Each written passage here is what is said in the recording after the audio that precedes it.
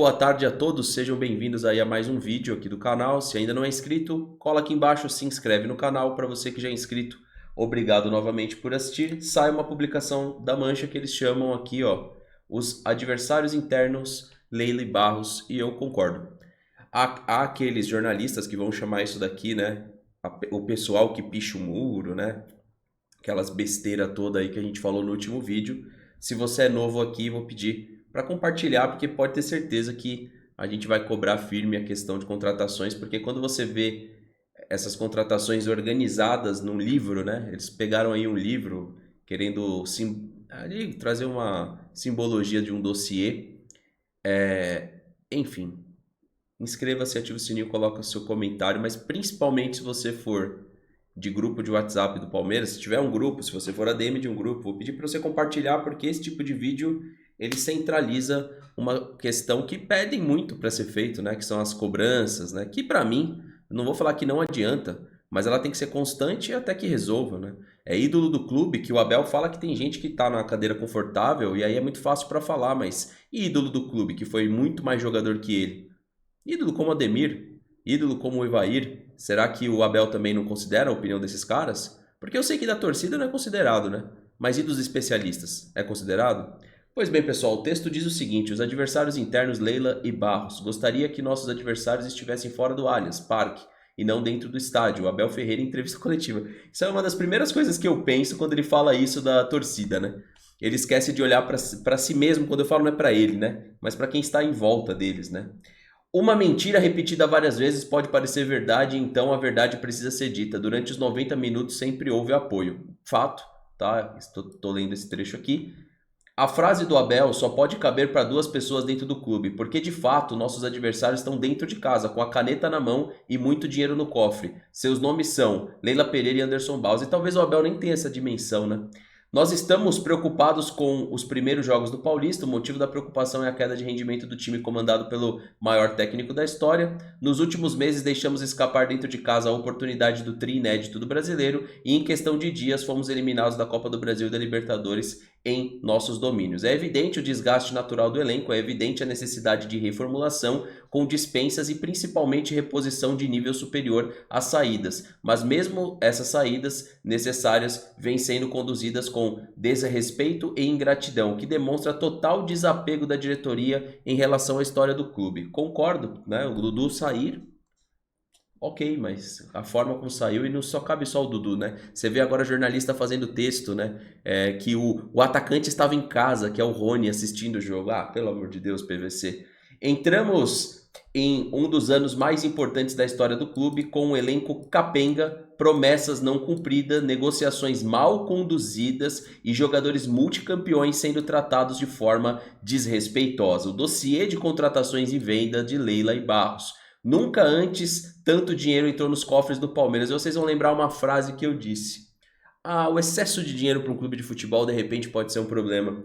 Isso eu falei para vocês, cara, lá em 2020 para 2021, que não adianta dinheiro no futebol. Se a condução não for boa, não adianta você ter uma Ferrari na mão. Não adianta absolutamente nada. Com as vendas de atletas, no entanto, o que vemos em contrapartida é um elenco cada vez mais enfraquecido, jogadores históricos sendo dispensáveis como descartáveis e um planejamento desastroso no ano do Mundial de Clubes. Acho que aqui eles querem dizer também, motivado a Dudu, Zé Rafael, aí acho que de repente até a forma como o Rony tá saindo, né? As falácias das entrevistas podem iludir, mas os números não mentem. Basta ver na imagem que acompanha essa postagem os valores de compra e venda na gestão de Leila Pereira, tá? Eles colocam aqui que continua nos comentários, mas eu não localizei o comentário aqui, tá? Não sei se é esse aqui, eu não sei qual que é o comentário continua, mas vamos para o que interessa aqui. Olha essa lista, pessoal. Então a gente tem aqui, somente em maio, o Paulinho.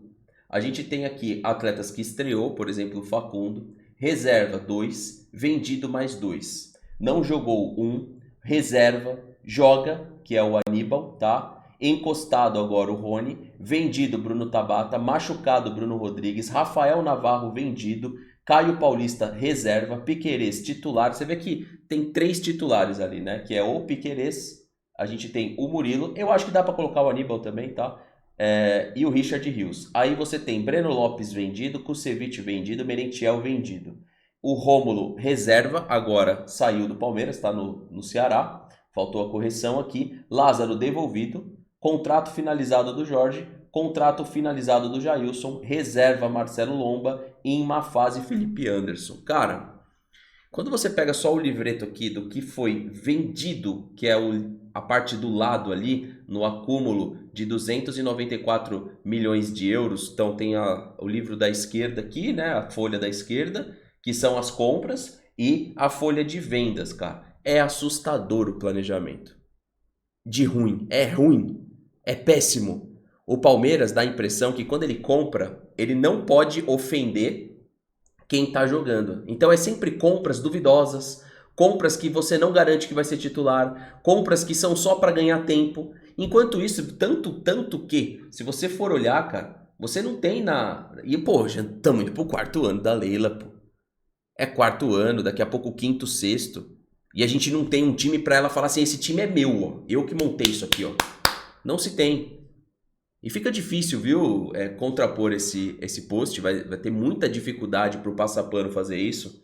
Porque o normal, aliás, o que não é normal, hoje um diretor de futebol ser considerado um dos melhores do país, sendo que o time que fez ele ganhar tudo, ou as Libertadores, vem do diretor de futebol antigo. Ou seja, não tem uma identidade do Anderson Barros nesse time. Não tem. Então quando você olha, você passar aqui com calma, você pegar essa publicação e for ver com calma o que a gente comprou e o que a gente vendeu, é simplesmente assustador. Rapaziada, um time decente com as vendas de Endrick, Vitor Reis, Estevão e Luiz Guilherme era para respirar por algum tempo. Em setembro do ano passado, mesmo com superávit e etc., o Palmeiras subiu sua dívida. E vocês encontram essa publicação com facilidade. Tá? Então, ano passado foi notificado uma dívida do Palmeiras, né, que subiu em cerca de 50 milhões. Aí você fica pensando, acho que muita gente aqui da transmissão, muita gente que acompanha o canal fala, como é possível?